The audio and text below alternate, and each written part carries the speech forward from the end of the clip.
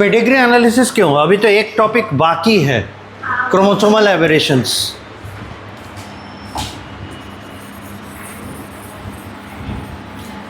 Chromosomal aberrations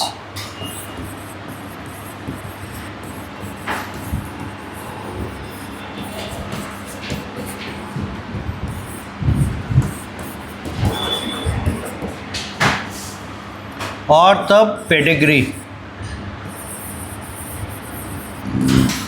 analysis.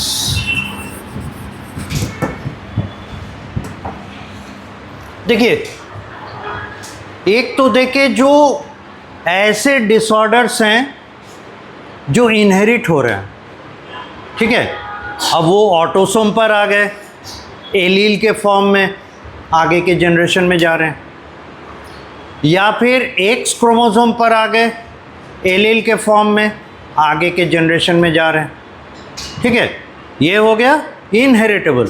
ये जो हम लोग देखने जा रहे हैं क्रोमोसोमल एबरेशंस, ये नॉन इनहेरिटेबल है। रीज़न क्या है? या तो इसमें affected person mentally reproductively challenged होता है, या फिर उसका सर्वाइवल लंबा नहीं हो पाता।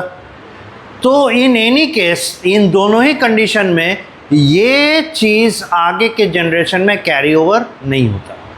इसलिए जिसमें हुआ उसी जनरेशन में, उसी पर्टिकुलर ह्यूमन बीइंग में ये लिमिटेड रह जाता है। तो ये इनहेरिटेबल नहीं है, इसीलिए इन्हें नॉन इनहेरिटेबल क्रोमोसोमल एबरेशंस या क्रोमोसोमल डिसऑर्डर्स कहते हैं, ठीक है।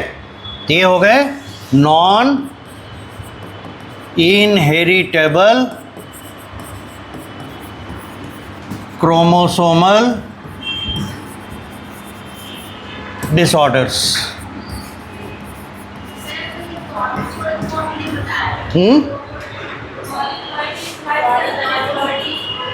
वही उसी को फिर से वापस ला रहे हैं, और इसी में आ रहा है पॉलीप्लॉइडी, बताए थे ना, इसी में आ रहा है पॉलीप्लॉइडी और दूसरा है एन्यूप्लॉइडी।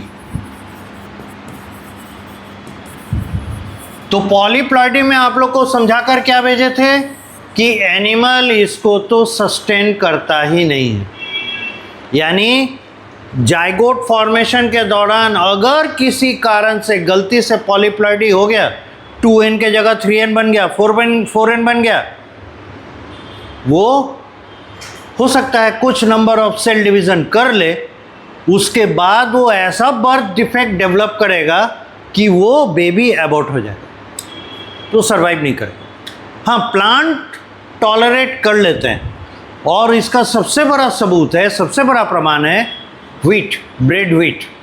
आप जो व्हीट कंज्यूम करते हैं, फ्लोर जिसका, वो 6n है, हेक्साप्लॉइड है, और total number of chromosome wheat में मिलते हैं 42, और 6n है। n का वैल्यू क्या होगा? व्हीट 6n इक्वल टू 42, तो इसका बेस नंबर, हैप्लॉइड नंबर क्या होगा? 7। तो 7 क्रोमोसोम हैं, और प्रत्येक क्रोमोसोम का 6 कॉपी प्रेजेंट है, इसीलिए ये क्या हो गया? 6n। तो ये एक एग्जाम्पल है, ऐसे बहुत सारे प्लांट्स हैं जो हमारे रेगुलर क्रॉप हैं, है ना, वो पॉलीप्लॉइड्स हैं। तो यही समझा रहे हैं कि प्लांट पॉलीप्लॉइडी सस्टेन कर लेता, बड़ा फ्लोरिश करता है, अच्छे से बढ़ता है, पर एनिमल नहीं कर पाएंगे। ये तो आपके स्कोप के बियॉन्ड है, फिर भी जान लीजिए एनिमल और प्लांट में इतना बड़ा डिफरेंस क्यों है। इसलिए क्योंकि एनिमल और प्लांट में जो मेन डिफरेंस का कारण है वो है बॉडी प्लान। प्लांट में कोई डेफिनेट बॉडी प्लान नहीं होता। कोई पेड़ अगर उसको मौका मिला, वो लंबा होता चला जाएगा, उसके ब्रांचेस निकलते चले जाएंगे, जब तक कि उसका इस डेवलपमेंट के कारण अंत में कोलैप्सिंग कंडीशन ना आ जाए, या कीड़ा ना लग जाए, आई मीन कोई पैथोजेनिक अटैक ना हो जाए, उसका जाइलम फ्लोएम ना डिस्ट्रॉय हो जाए, तब तक वो जिंदा रहेगा, उसका ग्रोथ होता रहेगा। For example national botanical garden Kolkata, वहाँ 1100 या 1200 साल पुराना बरगद का पेड़ है और वो अभी भी गुड हेल्थ में है और अभी भी बढ़ रहा है। उसका जो प्रॉप रूट है अभी भी निकल रहे हैं और मज़े की बात है उसका मेन ट्रंक, मेन स्टेम काट के निकाल दिया गया है और पूरा मैसिव प्लांट अपने प्रॉप रूट के ऊपर ही खड़ा है, क्योंकि उसमें कीड़ा लग गया था तो उसको बचाना था, इसलिए उसका वो पार्ट हटा दिया गया और पूरा पेड़ प्रॉप रूट के ऊपर खड़ा है। ये देखने लायक चीज़ है। उसके बाद बोधि ट्री, जिसके नीचे भगवान बुद्ध को इनकारनेशन हुआ, मतलब क्या कहते हैं उसको, ज्ञान की प्राप्ति हुई थी, वो पीपल का पेड़ अभी भी जिंदा है और अभी भी उसमें नए लीव्स आ रहे हैं। आए दिन पेपर में आता ही रहता है ना। बहुत ही सीक्रेट प्लांट माना जाता है उसको, अभी भी वो है। तो कहने का मतलब है plants can live longer if there is no hindrance in their normal life, पर animals can not do that. उसका एक डेफिनेट बॉडी प्लान है। पॉलीप्लॉइडी हो जाने का मतलब है क्रोमोसोम जो उसके बॉडी पार्ट्स को बनाते हैं वो एक्स्ट्रा बॉडी पार्ट बनाने लगेंगे और बॉडी प्लान उसको सस्टेन नहीं करेगा। That is why they will die. Plant के साथ ऐसा नहीं। सो पॉलीप्लॉइडी यहीं ख़त्म हो गया। अब आते हैं, ये समझा चुके थे, समझ भी चुके थे, अब आते हैं एन्यूप्लॉइडी। एन्यूप्लॉइडी क्या कहता है, हम लोग ह्यूमन के केस में इसको देखेंगे क्योंकि ह्यूमन रेलिवेंट है। एन्यूप्लॉइडी है क्या, इसमें तो पूरा सेट बढ़ जा रहा है ना। एन 2n के जगह पे 3n 4n 5n हो जा रहा है, यानी total base number set of chromosome बढ़ जा रहा है, टोटल का कॉपी नंबर बढ़ जा रहा है। इसमें क्या होगा, कोई एक क्रोमोसोम उसका कॉपी नंबर बढ़ जाएगा या घट जाएगा, उसको कहते हैं एन्यूप्लॉइडी। समझ गए दोनों के बीच में बेसिक डिफरेंस। इसमें पूरा सेट ही बढ़ जाएगा घट जाएगा, इसमें कोई एक बढ़ेगा या घटेगा। ठीक है, तो एन्यूप्लॉइडी का डेफिनेशन हम लोग देते हैं कैसे, कि इट इज इंक्रीज और decrease in number of A particular chromosome, it is increase or decrease in number of a particular chromosome out of total number of chromosome।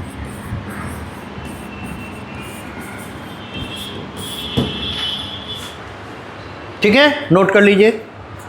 ये कैसा कंडीशन है, किसी एक क्रोमोसोम की संख्या बढ़ जाएगी या घट जाएगी, बाकी अनअफेक्टेड नहीं होंगे, बाकी सेम रहेंगे, नॉर्मल रहेंगे।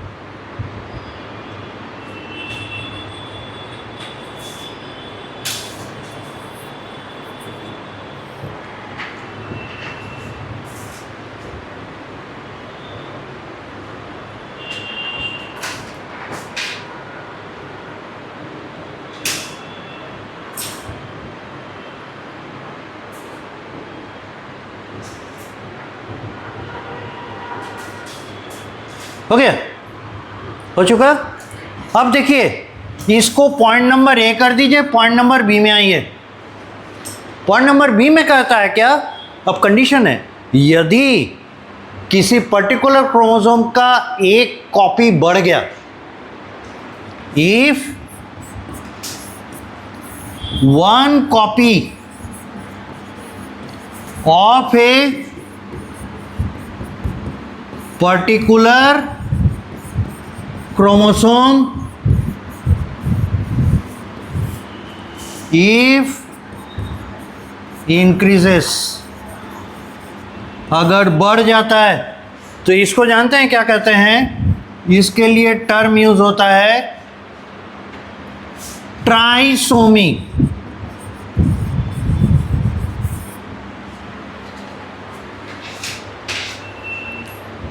लॉजिक है, अभी दिखाएंगे। तो इसमें याद करना बड़ा आसान है। See if one copy of a particular chromosome if decreases in number, increases in number या decreases in number, ये कहलाएगा मोनोसोमी।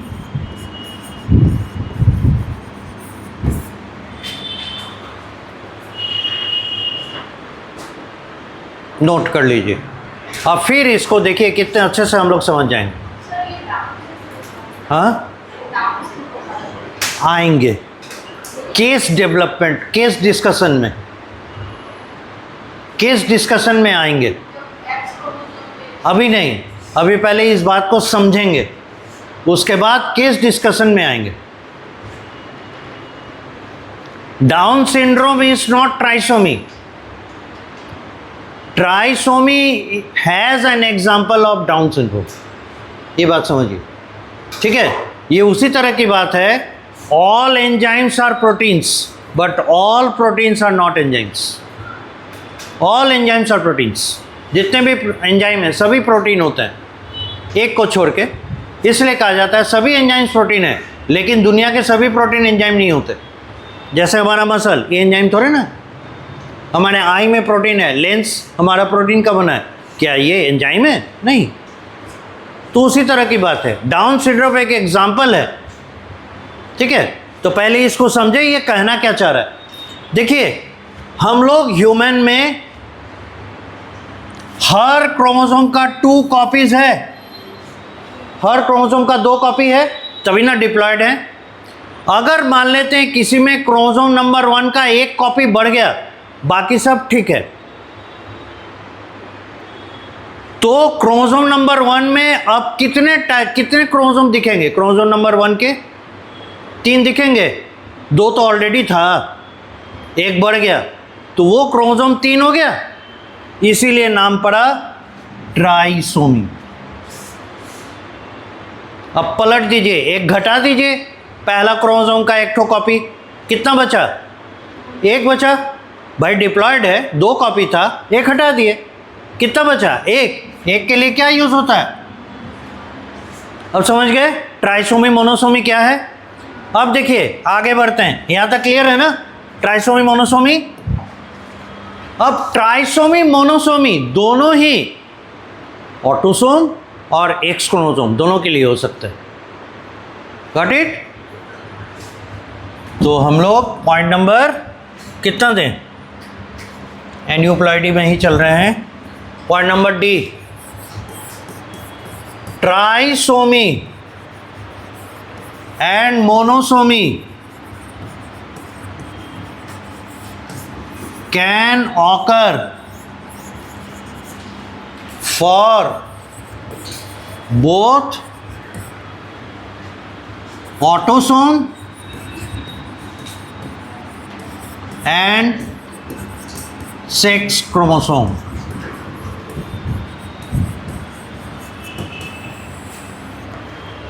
ट्राइसोमी और मोनोसोमी ऑटोसोम और सेक्स क्रोमोसोम दोनों के कंडीशन में हो सकता है, ठीक है।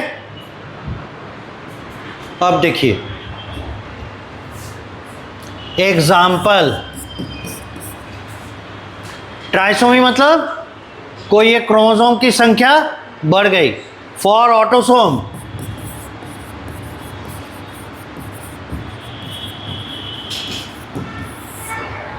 मोनोसोमी, अच्छा पहले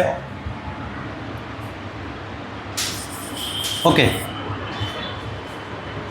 किसी ऑटोसोम के लिए monosomy, humans never tolerate autosomal monosomy. यदि ह्यूमन में किसी एक क्रोमोसोम के लिए मोनोसोमी हो गई, अगर वो ऑटोसोम है, और उसके लिए अगर मोनोसोमी हो गई, वो जिंदा नहीं बचेगा। इसलिए ऐसा कोई डिसऑर्डर हमें दिखता ही नहीं। भाई जिंदा होगा, बच्चा पैदा होगा, जन्म लेगा, उसमें ये कुछ डिसऑर्डर्स देखेंगे तब तो पहले ही अबॉर्ट हो जाता है। तो ये केस हमें नहीं दिखेगा। ऑटोसोम की बात कर रहे हैं, ठीक है। फॉर ऑटोसोम मोनोसोमी हो गया। अब देखना ट्राइसोमी, और ऑलरेडी बता चुके हैं ट्राइसोमी क्या होता है, किसी एक क्रोमोसोम का 3 कॉपी हो जाना। और इसके एग्जाम्पल में आप लाएंगे जो उस समय बोल रहे थे down syndrome.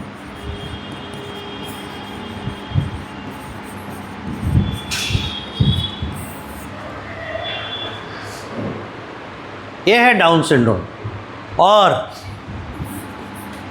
It occurs for the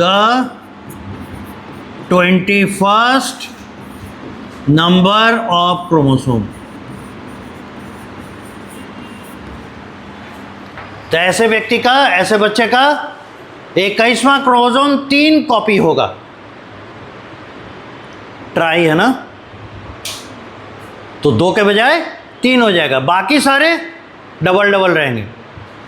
तो टोटल नंबर ऑफ क्रोमोसोम कितने होंगे, कितना होगा total number of chromosome?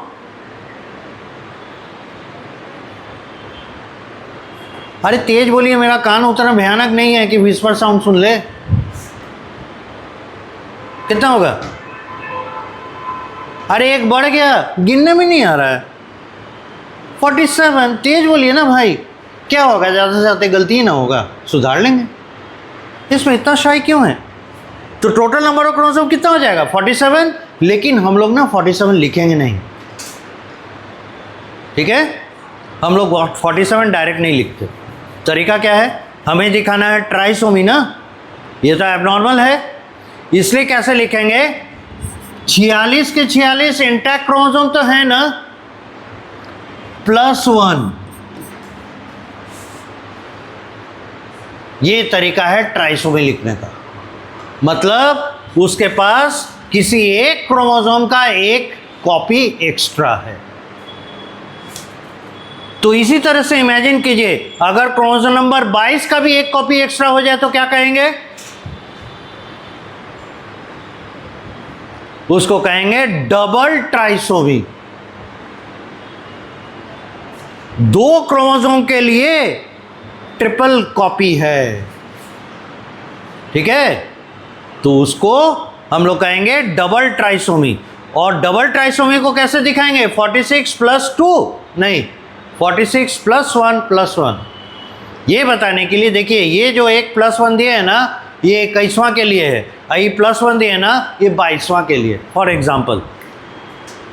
Right, got the idea कैसे हम लोग काम करते हैं? तो ये स्टैंडर्ड मेथड है बताने का, समझाने का कि भाई देखिए ट्राइसोमी चल रही है। समझ गए? भूलेंगे नहीं। अब जरा हम लोग डिस्कस करेंगे डाउन सिंड्रोम में होता क्या क्या है। ठीक है, बुक पे आराम से दिया हुआ है, आप 2 लाइन का देख सकते हैं। आगे बढ़ें।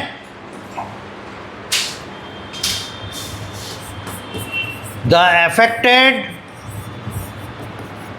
किड्स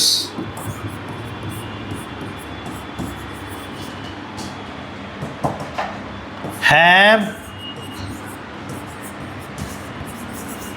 broad forehead,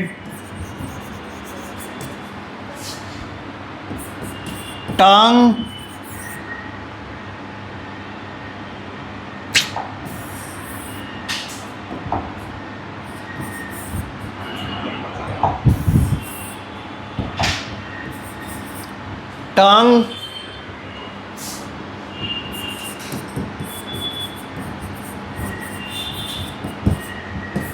बाइफर्केटेड, बीच से थोड़ा कटा हुआ होता है, and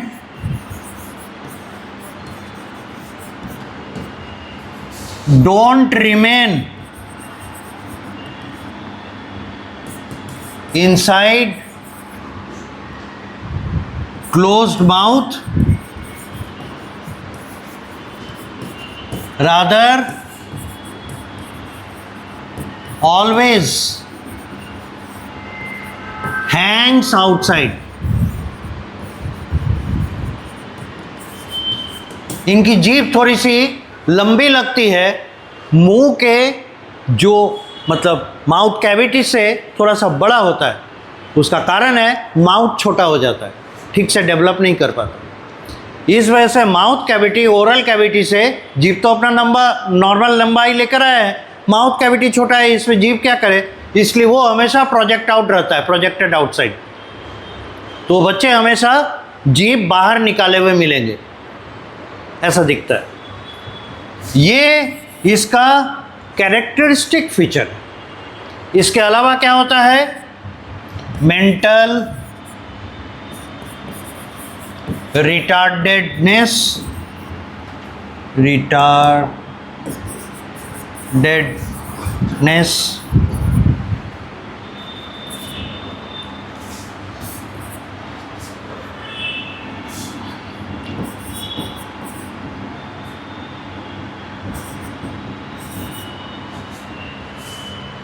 broad palm, short fingers,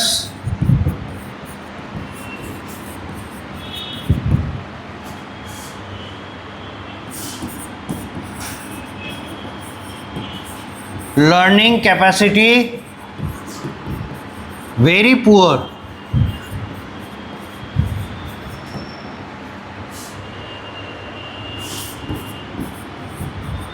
very difficult to learn hygiene practice।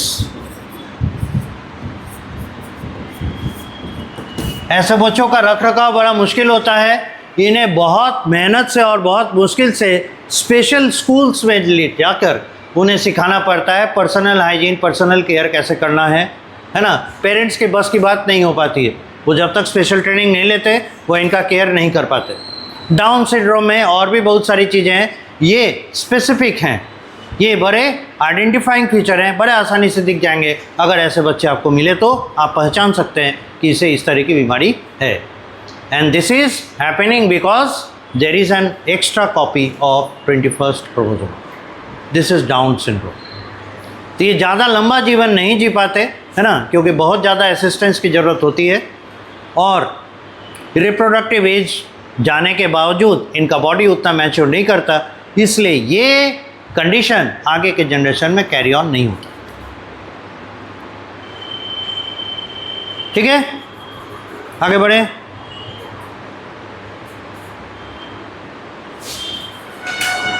कुछ एक्स्ट्रा और कुछ कहना चाह रहे हैं, बोलिए।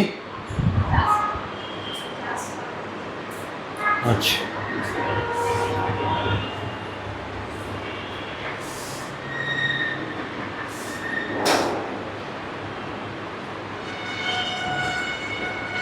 हो गया।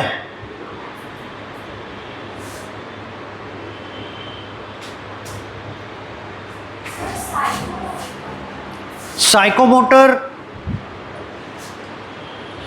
साइको यानी साइकोलॉजिकल और मोटर मतलब मूवमेंट। तो साइकोमोटर डिसफंक्शन कहने का मतलब हो गया कि कोऑर्डिनेशन नहीं है।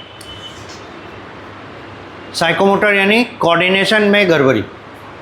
जगह पढ़िए। हाँ, फिजिकल प्रॉब्लम तो होगा, आप तो देख ही रहे हैं। फिजिकल मतलब स्ट्रक्चरल डिसेबिलिटी तो देख ही रहे हैं बहुत सारा। साइकोमोटर मतलब वो ठीक से कोऑर्डिनेट नहीं कर पाएगा, क्या करना है, किधर जाना, ये साइकोमोटर प्रॉब्लम कहलाता है। और मेंटल रिटार्डेडनेस यही चीज़ है। लर्निंग कैपेसिटी बहुत पुअर होगा। पर्सनल हाइजीन सिखाने में बहुत परेशानी होती है, खुद का केयर ठीक से नहीं कर पाते हैं। और ख़ासकर अगर ऐसी गर्ल्स हुई तो उनके साथ और प्रॉब्लम होती है ना। तो बॉयज़ एंड गर्ल्स दोनों हो सकते हैं, जे लेडीज़ एंड जेंट्स दोनों होते हैं। हाँ,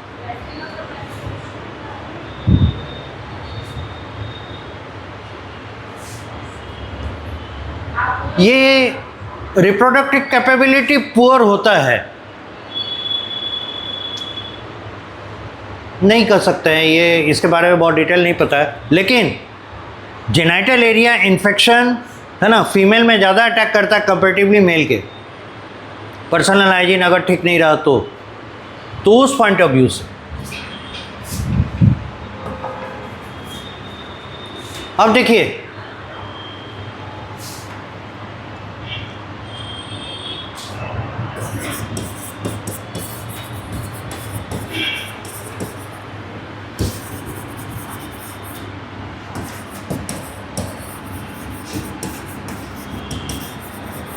example second, sex chromosomal aneuploidy, वो तो ऑटोसोम लेवल के थे, एक एग्जाम्पल दिया है आपको। अब एन्यूप्लॉइडी में क्या क्या आता है? ट्राइसोमी मोनोसोमी बोथ,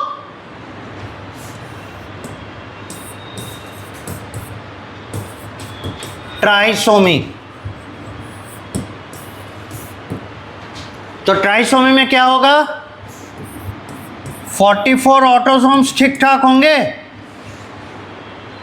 और क्या होगा?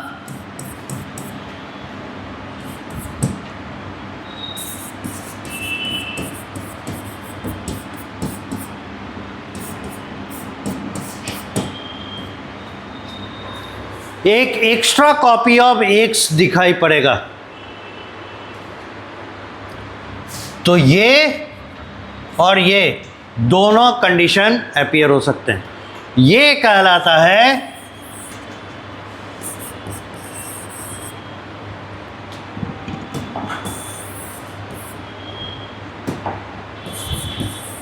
क्लेनेफेल्टर सिंड्रोम। ये कहलाता है क्लेनेफेल्टर सिंड्रोम।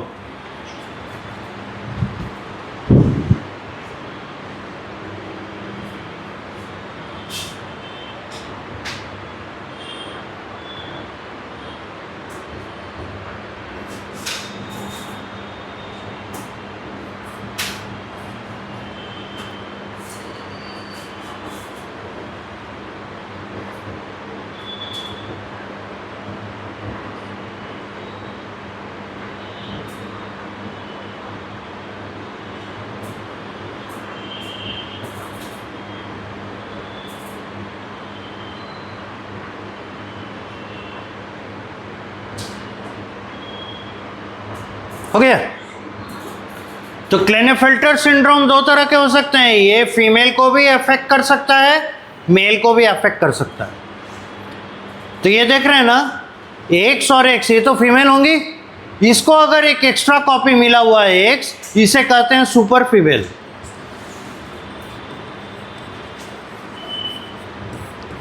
इनका मेंटल कैपेसिटी एवरेज आईक्यू होता है, यानी इनका इंटेलिजेंस लेवल ऑलमोस्ट नॉर्मल रहता है।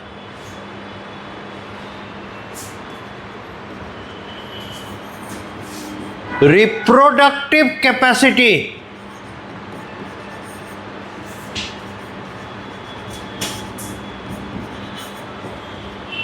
ये क्या टर्म यूज होता है? इनफर्टिलिटी होती है।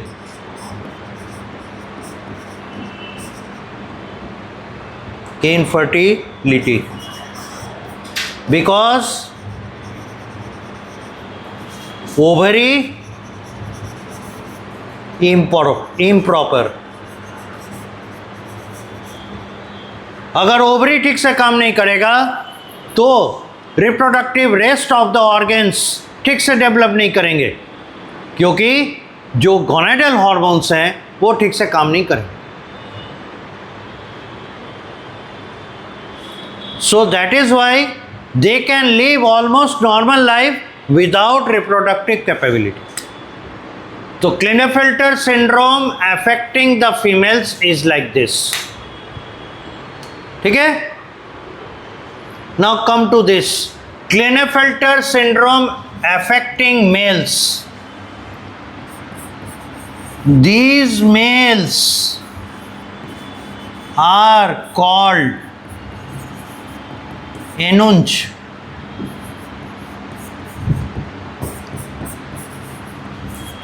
थर्ड जेंडर, ये फीमेल नहीं है, इसलिए क्योंकि they contain one Y chromosome, लेकिन एक एक्स्ट्रा कॉपी ऑफ एक्स है, इसलिए इसमें फेमिनाइन और मैस्कुलिन दोनों तरह के कैरेक्टर्स डेवलप करेंगे।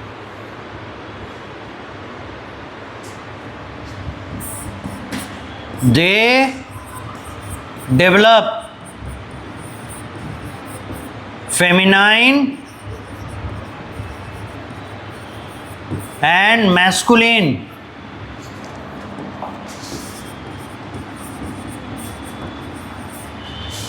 both sorts of characters.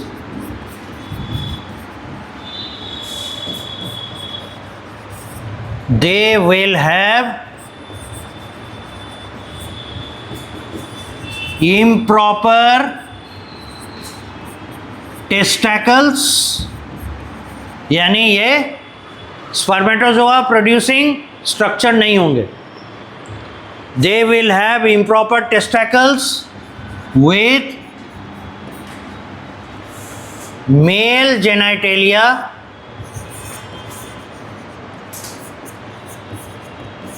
And female like breast development.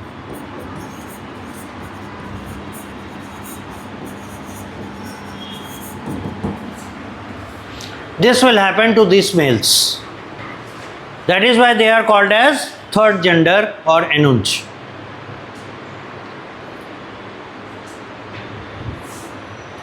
तो इससे आप समझ पा रहे हैं, they are also reproductively incapable.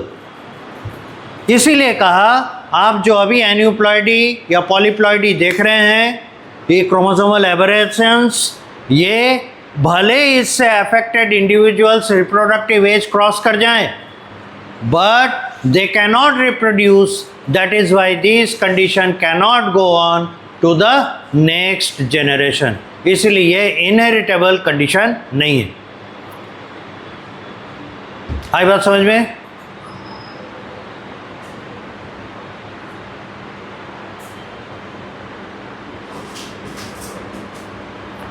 साक्षी देखने में नहीं बन रहा है, तो आप आगे क्यों नहीं बैठते?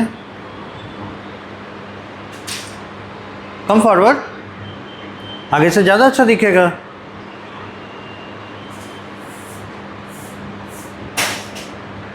पंखा नहीं मिलता है क्या? हाँ, चल तो रहा है, फैन तो है रे, बैठो।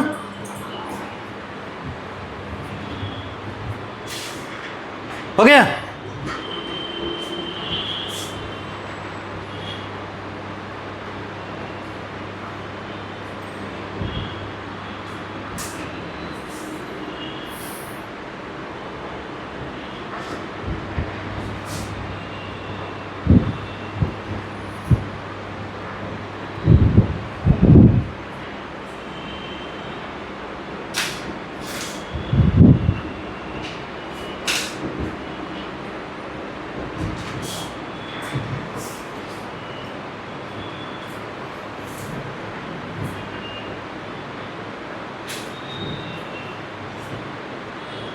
आगे बढ़े, कोई कुछ बोल नहीं रहा है।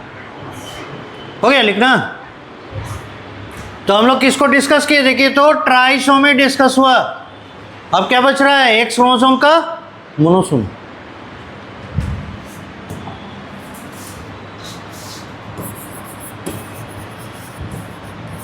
Monosomy of sex chromosome.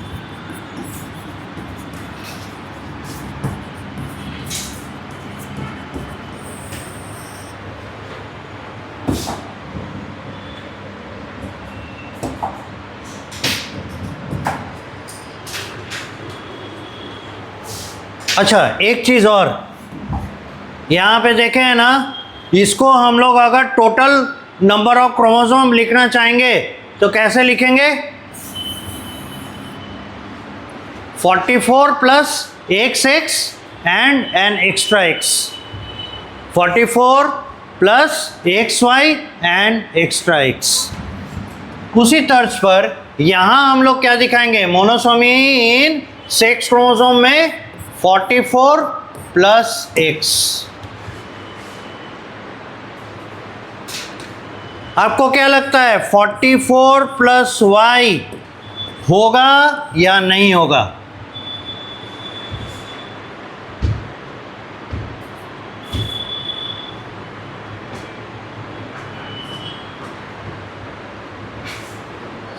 बोलिए।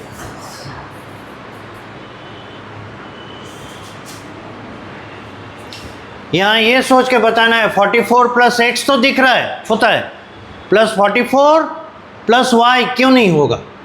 अगर नहीं होगा तो, और होगा तो क्यों होगा? तो आपको बता दें, ये मेल्स हैं, ये सरवाइव नहीं करते। अब पूछिए क्यों, एक साथ सब पूछिए क्यों क्यों।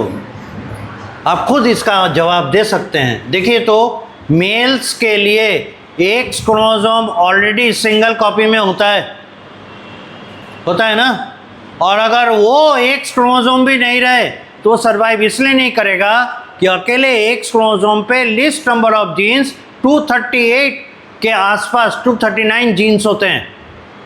साफ 239 जीन बॉडी से गायब हो जाएगा, स्ट्रक्चर फॉर्म ही नहीं करेगा। जैसे फॉर एग्जांपल कलर पिगमेंट्स किन के अंतर्गत आते हैं? एक्स लिंक्ड है ना, और क्रोमोसोम में नहीं रहेगा। कलर पिगमेंट आंख में बनेगा। फिर एक और देखें ना, हीमोफीलिया, क्लॉटिंग फैक्टर्स के लिए जीन कहाँ रहता है?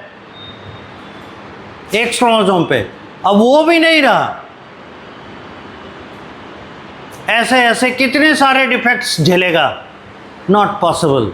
That is why males are very sensitive. आपको पहले भी बताएं, ह्यूमन में यानी मैमल्स में जो क्रोमोसोमल क्या कहते हैं स्कीम है जेंडर डिटर्मिनेशन का, 44 plus XX and 44 plus XY, it makes male more sensitive than the females. That is why this monosomy can be tolerated by the females because they have at least one copy of X, but the males cannot sustain that, because if they suffer monosomy, there will be complete absence of one X chromosome, and this will give severe birth defect. That is why such individuals cannot survive. So in the nature 44 plus Y never exists, but 44 plus X can exist. ठीक है? This is Turner's syndrome.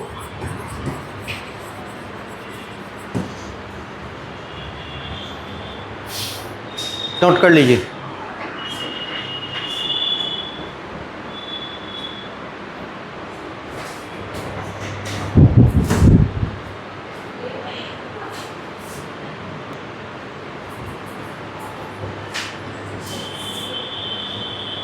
हो गया?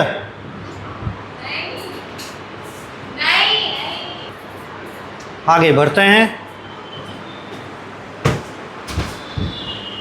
ये हो गया। अब देखिए pedigree analysis, इसमें कोई डाउट, दिक्कत नहीं ना है? कलर चेंज करें, दिखता नहीं होगा ठीक से। पेडिग्री एनालिसिस,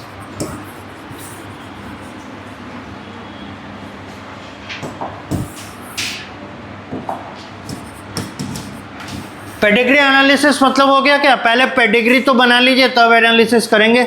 अब पेडिग्री मतलब क्या होता है? Family tree.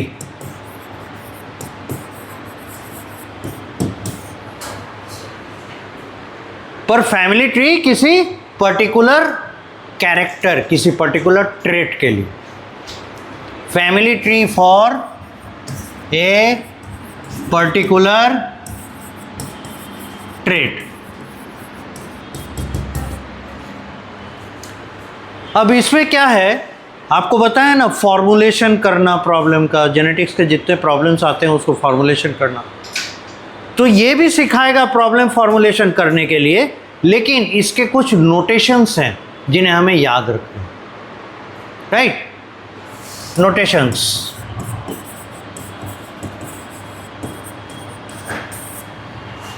अब नोटेशन देखिए, स्क्वायर स्टैंड्स फॉर मेल, ठीक है, सर्कल स्टैंड्स फॉर फीमेल, लिखते चलिएगा। उसके बाद देखिए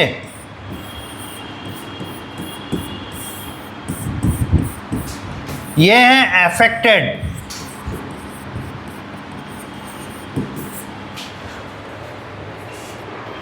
अगर इस तरीके से दिखे ये अफेक्टेड है, और अगर ऐसे दिखे नॉर्मल है, यानी इनमें एक्सप्रेस नहीं हो रहा है। एनसीईआरटी बोलेगा क्या, अगर वो कैरियर है तो ना हाफ शेडेड रहेगा, पर इन एक्चुअल प्रैक्टिस कहीं पे भी हाफ शेडेड करके देता नहीं है, इसलिए हाफ शेडेड को काउंट मत कीजिए, ठीक है। यहाँ क्या हो गया, ये नॉर्मल कहने का मतलब है ये वो वाला ट्रेट एक्सप्रेस नहीं कर रहा। अब रीजन चाहे जो हो, पर ये दिखा नहीं रहा, ठीक है। तो हो सकता है हेटेरोजाइगस है, नहीं दिखा रहा हो, या होमोजाइगस है, नहीं दिखा रहा होगा, राइट। तो दो कारण हो सकते हैं जिस वजह से ये नहीं दिखा रहा है। अब इसका मतलब होता है मैरिज,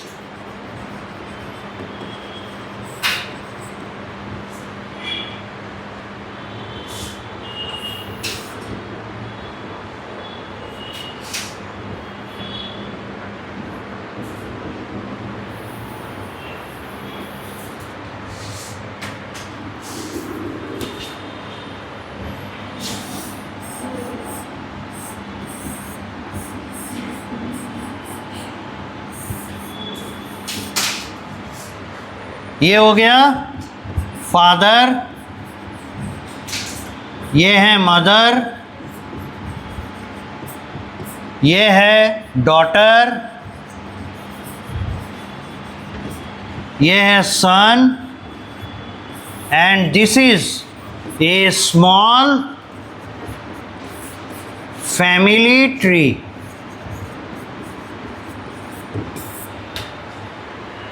तो पेडिग्री ऐसे दिखाते हैं हम लोग,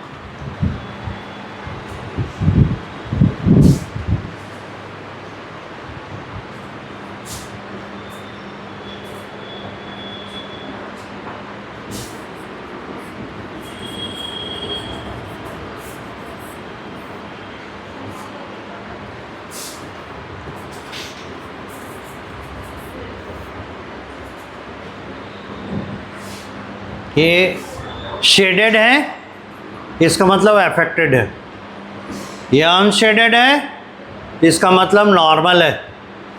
यहाँ जो आप देख रहे हैं बीच में एक लाइन, ये शो कर रहा है मैरिज है, और इस तरीके से आप देख रहे हैं ये फैमिली ट्री है जो किसी फैमिली को रिप्रेजेंट कर। अब अगर इसमें ये तो दो ही जनरेशन दिखाए ना, पेरेंट्स एंड देयर किड्स, इनकी शादी के बाद फिर आगे का अगर दिखाएं 3 जनरेशन दिखा सकते हैं, 4 जनरेशन दिखा सकते हैं, डिपेंड करता है, ठीक है। सभी लिख चुके, ये नोटेशंस हैं। अब इन नोटेशंस का यूज़ करके हम लोग पता करने की कोशिश करेंगे क्या दिया गया ट्रेट डोमिनेंट है कि रिसेसिव है, कैसे पता करेंगे। दूसरा, क्या ये एक्स लिंक्ड है या ऑटोसोमल है, कैसे पता करें, ठीक है।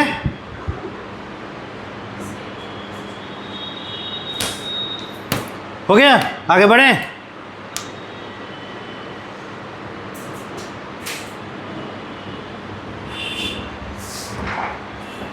आज हम कुछ फनी लग रहे हैं क्या,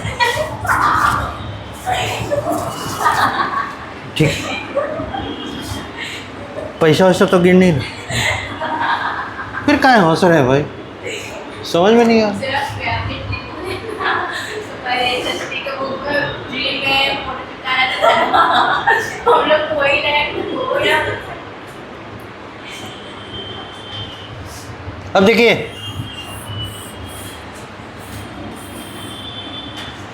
लाइए तो एनसीईआरटी बुक वही वाला डायग्राम डिस्कस करें। कोई लेकर आइए।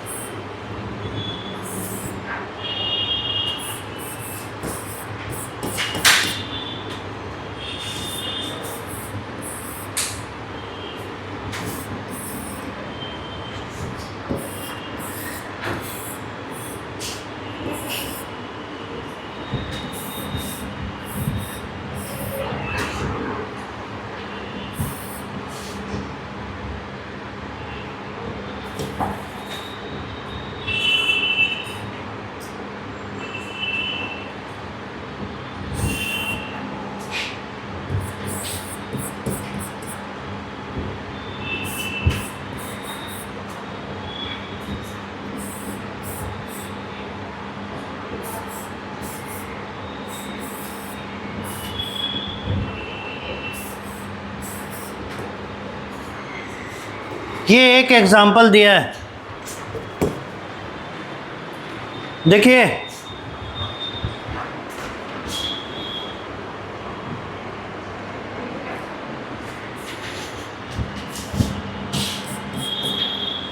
पहले इसको ड्रॉ तो कीजिए जल्दी।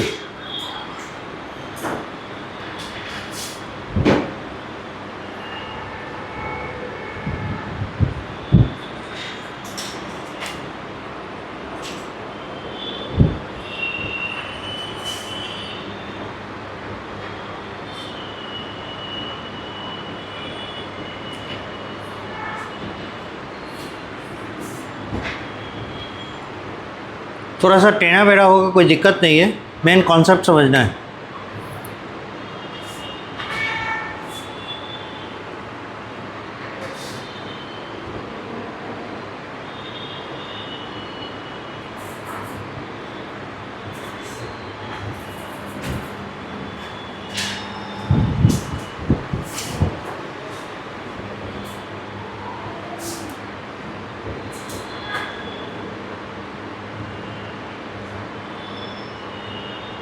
हो गया।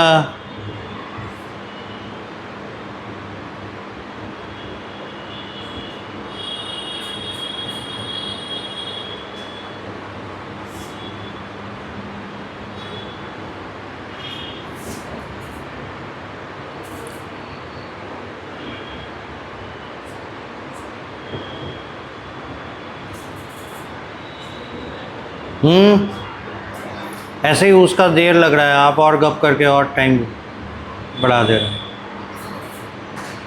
डन। देखिए एक चीज़, पहले हम लोग को ये पता कर लेना चाहिए ऑटोसोमल है कि एक्स लिंक्ड है।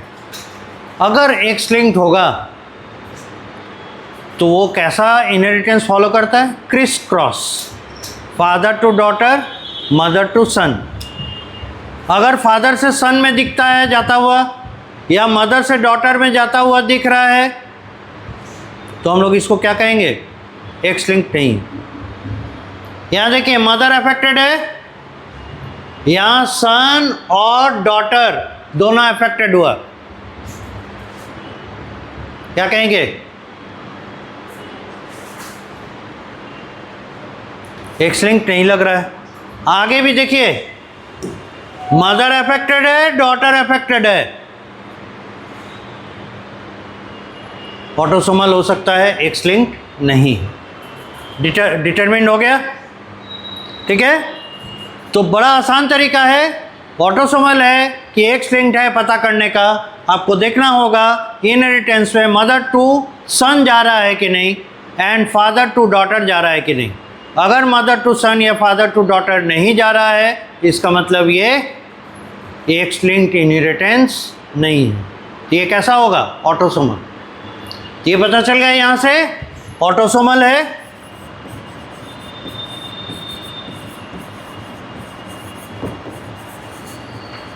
क्वेश्चन मार्क डालिए, वाई, लिखिए आंसर। वहाँ पे तो मदर से सन में जाना है। ये सन है, नहीं वहाँ सन में जा रहा है, डॉटर में भी तो जा रहा है। एक नहीं देखना है, और भी तो देखना है। ये दूसरा फैमिली कहाँ है रे? इसी का तो है, इसी का किड है ना।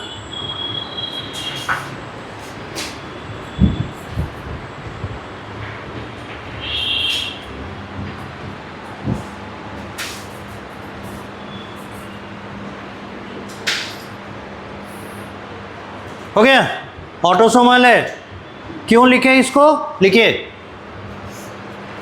इन X linked inheritance, in X-linked inheritance, in X-linked LINKED inheritance, the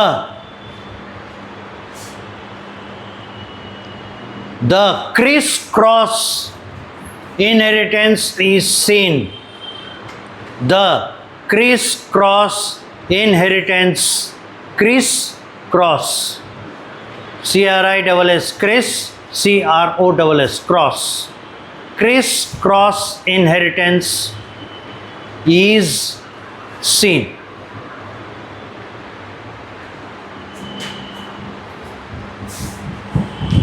comma देके लिखिएगा, here it is not there, ये यहाँ पे ऐसा नहीं है, because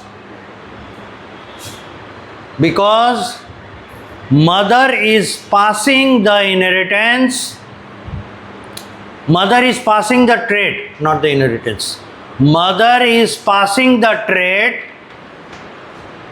because mother is passing the trait to the, because mother is passing the trait to the daughter also, क्योंकि mother daughter को भी ट्रेट पास ऑन कर रही है, इसीलिए ये क्रिस क्रॉस इनहेरिटेंस के अंतर्गत नहीं आएगा। अब आगे देखना है, इससे प्रूफ क्या हो गया? ऑटोसोमल है। अब आगे देखना है डोमिनेंट है कि रिसेसिव है। तो देखिए, जो डोमिनेंट इनहेरिटेंस होता है ना, वो जनरेशन मिस नहीं करता है, उस जनरेशन में कहीं ना कहीं दिख जाएगा। तो पहले जनरेशन में है, नेक्स्ट जनरेशन में दिख रहा है, अब इसमें नहीं है तो नहीं दिखा। यहां देखिए, इसमें है, इमीडिएट नेक्स्ट जनरेशन में दिख रहा है, यानी ये जनरेशन स्किप नहीं कर रहा है। That is why it is a dominant inheritance. ठीक है, लिखिए, dominant type,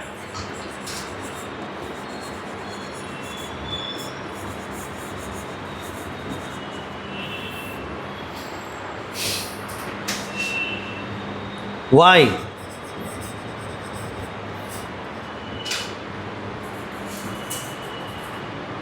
dominant type, question mark दीजिए, वाई, आंसर लिखिए। If N inheritance of A trait, if an inheritance of a trait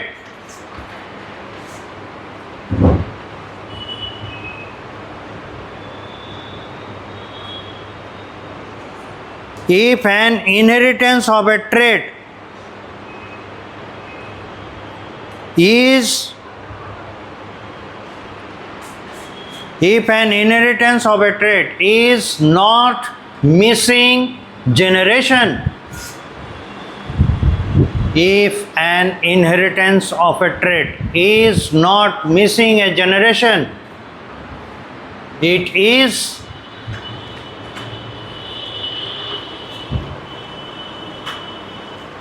is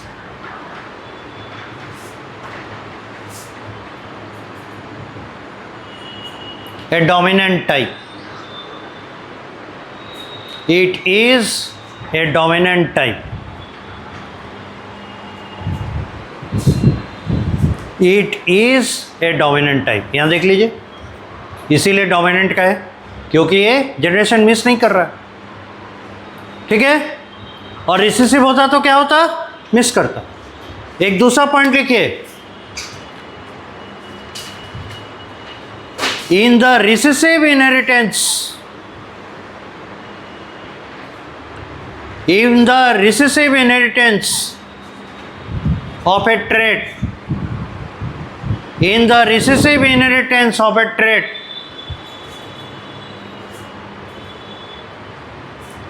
हो गया, in the recessive inheritance of a trait, the trait may appear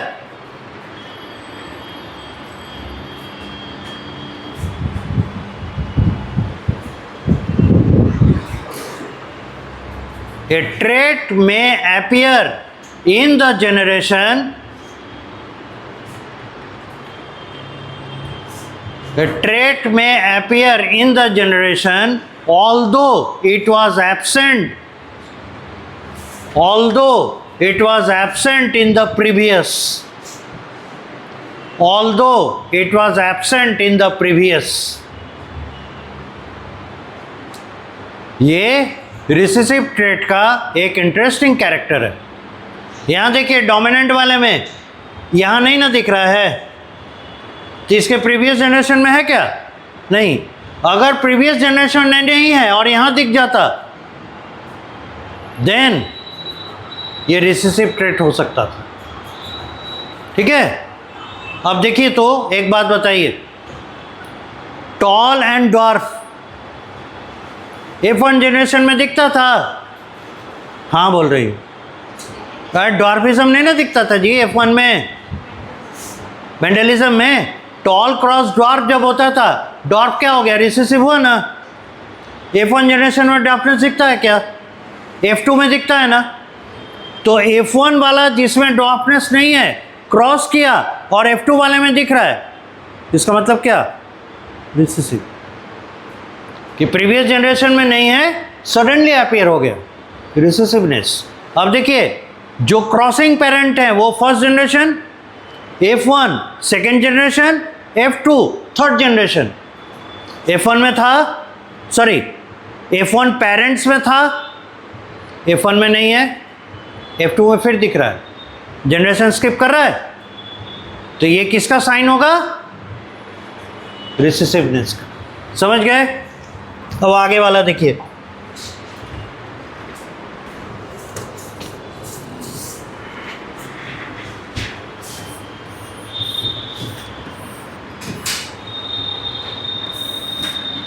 हमको उम्मीद है आप लोग बिना किसी परेशानी के इसका आंसर दे देंगे।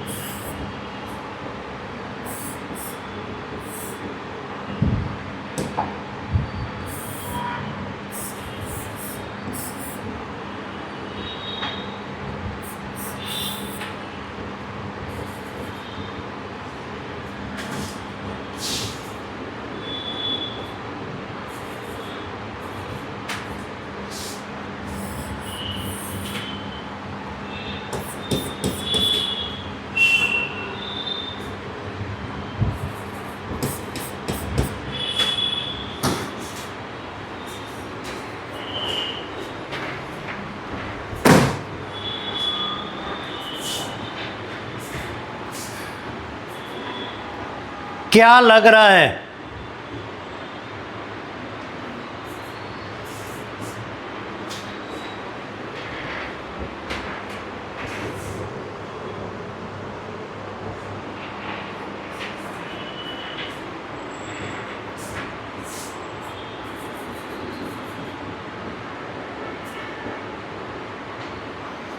बोलिए।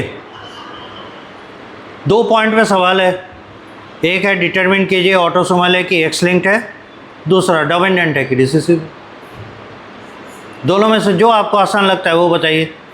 हाँ, आप रिसेसिव बोले ना? सभी सहमत हैं? सही बोलिए। कैसे बता दीजिए? नहीं है, सेकंड में दिख रहा है। तो आप बहुत लोग कंफ्यूज करते हैं, इसमें नहीं, यहाँ आ गया, यहाँ आ गया ना, तो यहाँ तो सक्सेसिव जनरेशन में दिखाई दे रहा है। भाई इसका पेरेंट कौन है? तो प्रीवियस जनरेशन में है? नहीं है, सडनली अपीयर हो गया। प्रीवियस जनरेशन में है? नहीं है, सडनली अपीयर हुआ। सडनली अपीयर हुआ, क्या कहिएगा?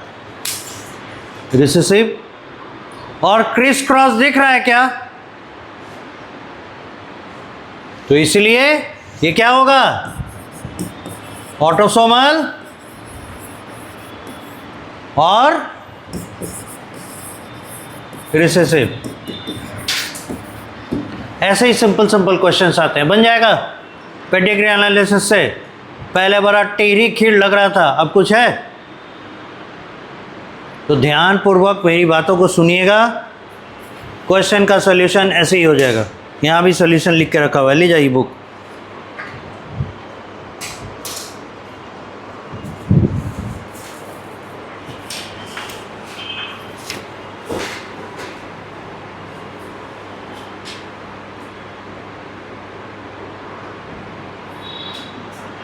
चाय पी रहे थे। हाँ हैं? क्या? कहाँ चाहिए? पेड़ के पीछे चाय गिरा हुआ है। तो ये तो हम यहाँ से उठाएं। हम यहाँ क्यों चाय गिराएंगे? तो मुझे लगा ये आपका हम ऑफिस में थे, हम यहाँ से उठाएं। आपको कंफ्यूज है आज।